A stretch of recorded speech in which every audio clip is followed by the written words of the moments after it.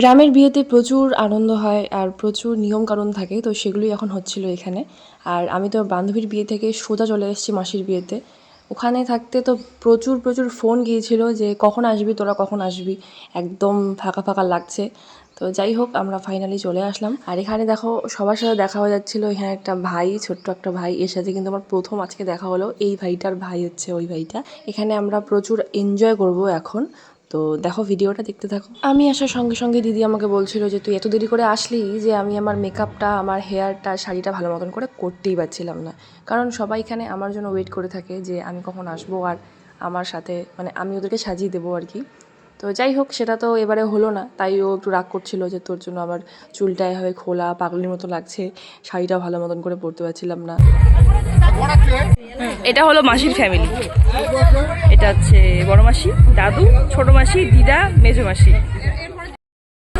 এই যে মোর মাসি মোক হচ্ছে মাকে ভিডিও করে গল্প না, তাহলে থাকে যান ভিডিওতে না।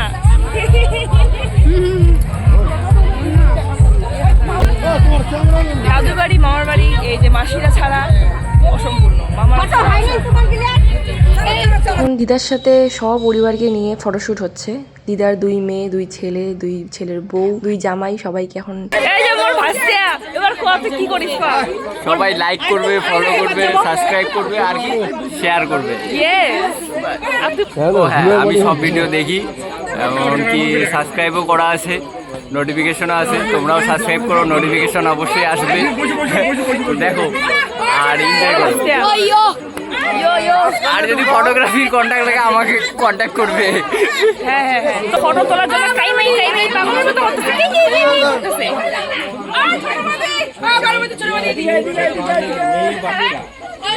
দাদুর বাড়িতে আসলে মানে যে কোনো অনুষ্ঠান হলেই এখানে ফটোশ্যুটটা হচ্ছে মেন। আর সবথেকে বড় কথা হচ্ছে একসঙ্গে মিলে যে ফটোশ্যুট করবে ওরা, সেটা একটা স্মৃতিবদ্ধ করে রাখার খুব এরকম একটা জিনিস চলে এখানে, বেশ ভালো। তারপরে দেখতে দেখতে এখানে বর চলে এলো, মানে নতুন মেশো চলে আসলো। এখানে রিচুয়াল যা যা ছিল সেগুলো হচ্ছে, আর নাচানাচি তো চলছেই। Hello everyone, welcome back to my channel. এটা হচ্ছে আমার একটা ছোট্ট বুনু, আর এটা হচ্ছে আমার মিমি। আর এখানে হচ্ছে এই যে মাসির সাথে বসে আছি, আমরা এখানে বসে আছি। বুনু আমাকে বলছে এটা দিদুনের বিয়া। দিদুনের বিয়া, রুনু দিদুনের বিয়া। আর বুনু আমাকে জিজ্ঞাসা করতেছে তুমি কি ভিডিও বানাও, কেমন করে বানাও? এই যে এইভাবে ভিডিও বানাই, বুঝছো? বলো, তুমি বলো। Hello guys, hello guys, welcome back to my channel. বলো, পরে একটু পরে দেখা হচ্ছে আবার। একটু পরে দেখা হচ্ছে আবার। Bye bye. বাই। তো বরযাত্রী দেখাতে পারলাম না। Bye bye. একটু পরে বিয়েও শুরু হয়ে গেল, আর সবাই মিলে আমরা এখন বিয়ে দেখছিলাম।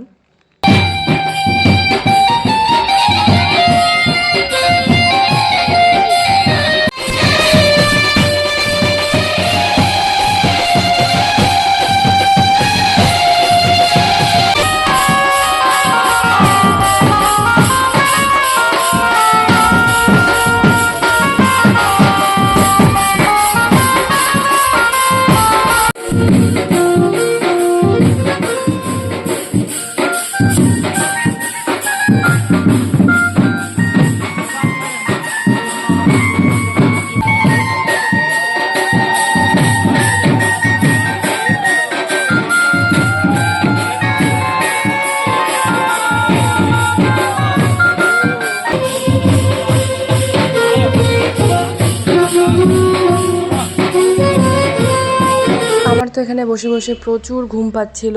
সকাল থেকে এত টায়ার্ড ছিলাম, মানে বুঝতেই পারছো, বিয়ে বাড়ি একটা থেকে একটা তো চলছেই। আর একটা দিনে এমন সবগুলো বিয়ে পড়ে, আর তার মধ্যে নিজেদের বিয়ে না গেলেও নয়। বসে থাকতে থাকতে আমার প্রচণ্ড ঘুম পাচ্ছিল। এইবারে হচ্ছে আসল মজা। ঘুমটুম সব গুলি মেরে আমরা সবাই মিলে 7 পাক ঘুরতে ঘুরতে এখন নাচানাচি করবো।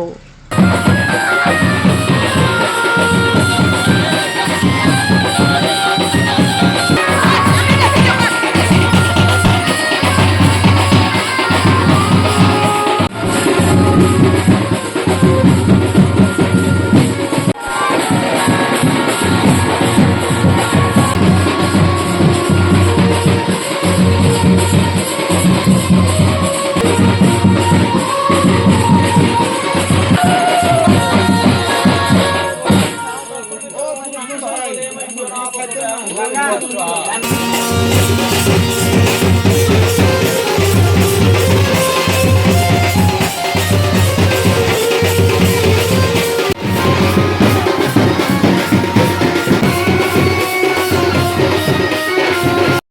তো কমপ্লিট হয়ে গেল। এখন ঘরের ভিতরে এসে সমস্ত রিচুয়াল মানে যেগুলো খেলা রিচুয়াল আছে সেগুলো হচ্ছে।